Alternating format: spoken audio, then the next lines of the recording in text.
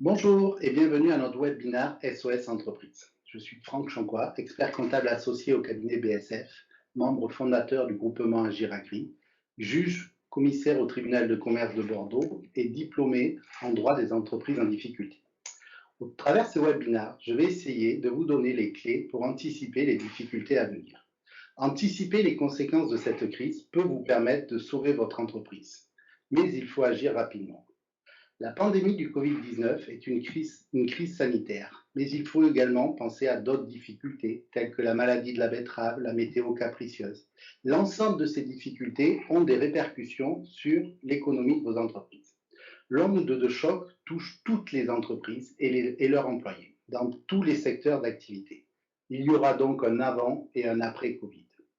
La situation inédite dans laquelle la pandémie du coronavirus plonge l'ensemble de la planète oblige à remettre en cause nos façons de penser et modifie profondément les repères des entreprises, provoquant ainsi un manque total de visibilité. Il est donc nécessaire d'anticiper les difficultés à venir. Pour cela, il faut faire un état des lieux de la situation, anticiper les difficultés et mettre en place un plan d'action. Faire un état des lieux. La crise a mis à mal précipitamment les performances des entreprises par la baisse du chiffre d'affaires, voire pour certaines d'entre elles à l'arrêt total de l'activité, avec par exemple la fermeture des marchés ou autres. Des mesures de soutien ont été mises en place pour accompagner les entreprises au travers de reports de charges, le report d'échéances d'emprunt, des impôts, la mise en place d'un PGE, de l'activité partielle, mais également certaines mesures agricoles sectorielles telles que la distillation de crise, les avances des aides PAC et des mesures de stockage. L'ensemble de ces points ont des impacts sur la structure d'exploitation et financière de vos entreprises. Il est donc nécessaire de les mesurer de façon raisonnable et précise et de prendre en compte les incidences des actions de soutien sur les comptes de vos entreprises. Afin de connaître le point de départ de la situation pour mieux anticiper la période à venir, il faut réaliser un arrêté comptable intermédiaire. C'est tout simplement une situation intermédiaire. Tout comme vous arrêtez un bilan à la date de clôture, vous faites une situation en cours d'année la plus proche possible de la date dans laquelle vous voulez travailler sur les opérations à mener et vous établissez, comme si vous établissiez un bilan de fin d'année. Une fois que la situation intermédiaire est établie, elle va vous permettre d'établir un diagnostic, quelque sorte un bilan de santé de votre entreprise qui identifiera les symptômes actuels ou à venir et de pouvoir mettre en place une thérapie adaptée. Le parallèle à la médecine est facile. Lorsque vous avez lorsque vous êtes malade, vous allez voir votre médecin. Soit votre médecin applique un traitement généraliste en espérant de toucher les causes de votre mal, soit alors il va prendre le temps d'établir un diagnostic de façon à pouvoir mettre en place un traitement ciblé permettant de guérir au mieux les maux. Le diagnostic est propre à chaque entreprise et il permet de cibler et de déterminer les points à traiter de façon curative ou préventive. Pour mener à bien un diagnostic, il faut réfléchir autour de 4 axes qui permettront de mettre en place des ratios appropriés vous permettant de vous faire une idée de la situation. Tout d'abord, l'entreprise est-elle profitable? Travailler sur le chiffre d'affaires, sa croissance. Mais également, il faut travailler sur le positionnement que vous avez dans le marché. Un élément important, et surtout par les temps qui courent, c'est travailler, analyser l'évolution du marché sur lequel vous êtes positionné. Avec cette crise, avec ces différentes évolutions, l'ensemble des cartes vont être abattues et il est primordial de pouvoir analyser si le marché est le même que la situation d'avant. Il faut travailler bien entendu vos marges et le seuil de rentabilité de votre entreprise, à savoir quel est le niveau du chiffre d'affaires vous permettant de couvrir l'ensemble de vos charges. La structure financière est-elle adaptée?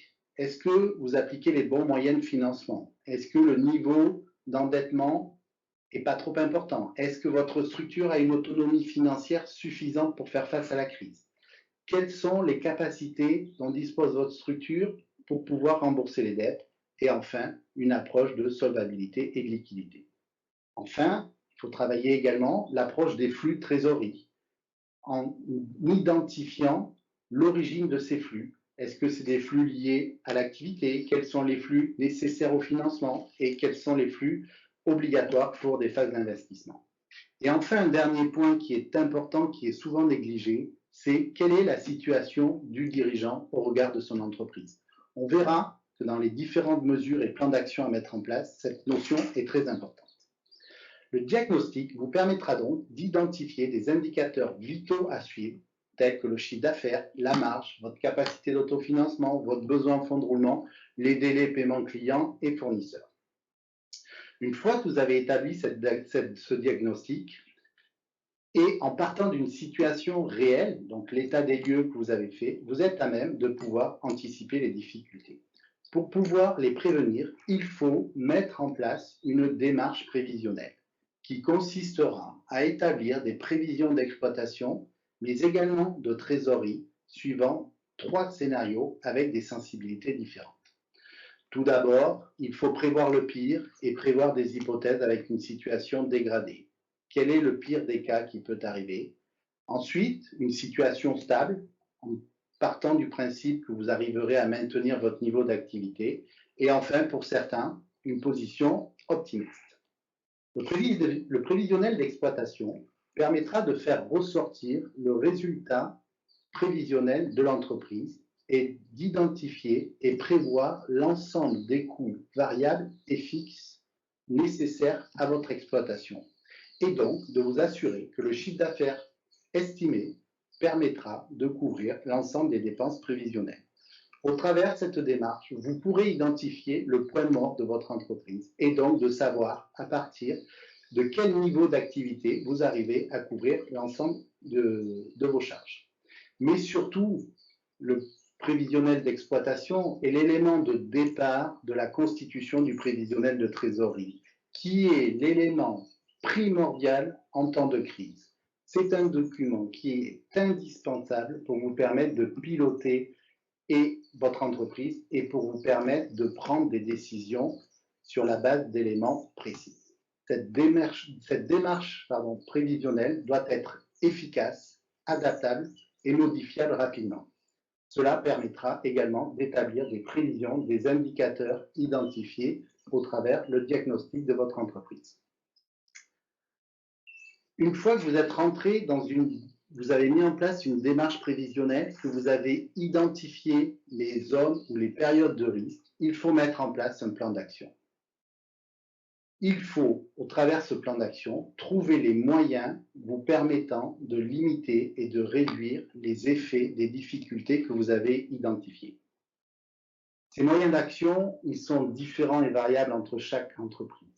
Ce qui est valable dans tous les cas, c'est qu'il ne faut pas se cacher de la réalité et il faut prendre à bras le corps les différents problèmes.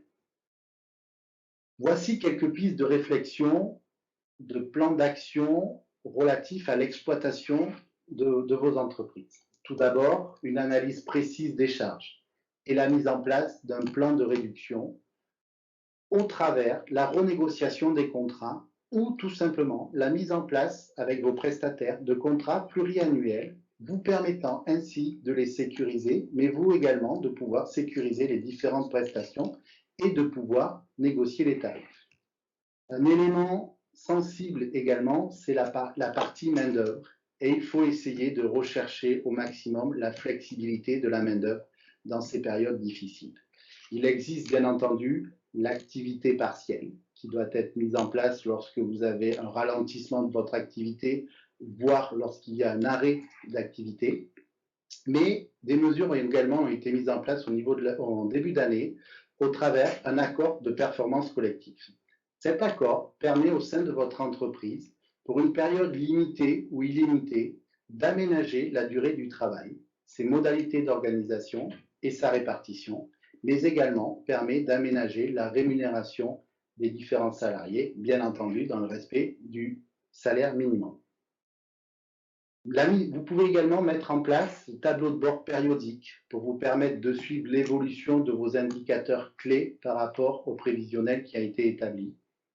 Travailler sur l'adaptation des moyens de paiement en fonction de la situation, mettre en place des billets court terme, éventuellement mettre en place de la facturage, voire travailler une avance de trésorerie sur les différentes commandes que vous pourriez avoir si les délais de livraison sont longs. Un élément important également à travailler, qui est bien souvent négligé, qui est l'optimisation des différentes cotations qui existent. Entre autres, on l'a vu dans le cadre de la mise en place des PGE, la cotation de la Banque de France est un élément primordial pour tout partenaire bancaire, car ça lui permet de classifier votre entreprise. Il est possible de contacter la Banque de France, de leur envoyer un maximum d'éléments pour leur permettre de revoir éventuellement votre cotation, vous permettant ainsi de faire évoluer la présentation de votre entreprise vis-à-vis des partenaires financiers. Ensuite, d'autres éléments sont importants, c'est la cotation que votre entreprise a vis-à-vis des assureurs crédits. Il est très difficile de pouvoir contacter les assureurs crédits et il est très difficile de pouvoir leur faire évoluer les différentes cotations. Cependant, il existe un site acheteur-assurance-crédit.fr qui vous permet de voir comment votre entreprise est positionnée au niveau des différents assureurs crédits. Et à partir de là, tout comme la Banque de France, vous pourrez leur envoyer un maximum d'éléments leur permettant de montrer que l'évolution de votre entreprise a changé. Ensuite, un des éléments importants, c'est le suivi de votre poste client, l'établissement de balance AG vous permettant de voir l'antériorité de vos créances et la mise en place de relance systématique sur des créances plus ou moins anciennes. Voilà l'ensemble d'un panel de mesures vous permettant de mettre en place des plans d'action sur l'exploitation. Ensuite, il existe un certain nombre de procédures. La loi de sauvegarde des entreprises a permis pour les entreprises qui éprouvent des difficultés économiques, juridiques ou financières, sans être en état de cessation de paiement, de les traiter en amont de façon préventive et en dehors de toute procédure collective. C'est ce que je vous disais, la date de cessation de paiement est un élément important et primordial puisqu'elle vous ouvre l'accès à un certain nombre de procédures. Si vous êtes reconnu en état de cessation de paiement, un certain nombre de mesures préventives ne pourront pas être appliquées. D'où la nécessité du travail, de l'approche et de la démarche prévisionnelle, vous permettant ainsi d'anticiper cette éventuelle date de cessation de paiement. En matière agricole, le règlement amiable est une procédure confidentielle qui permet aux dirigeants de négocier ses dettes vis-à-vis des créanciers sous l'égide d'un conciliateur qui aura été nommé par le président du tribunal judiciaire, voire éventuellement le président du tribunal de commerce, en fonction de la forme juridique de votre société. Au cours de cette procédure,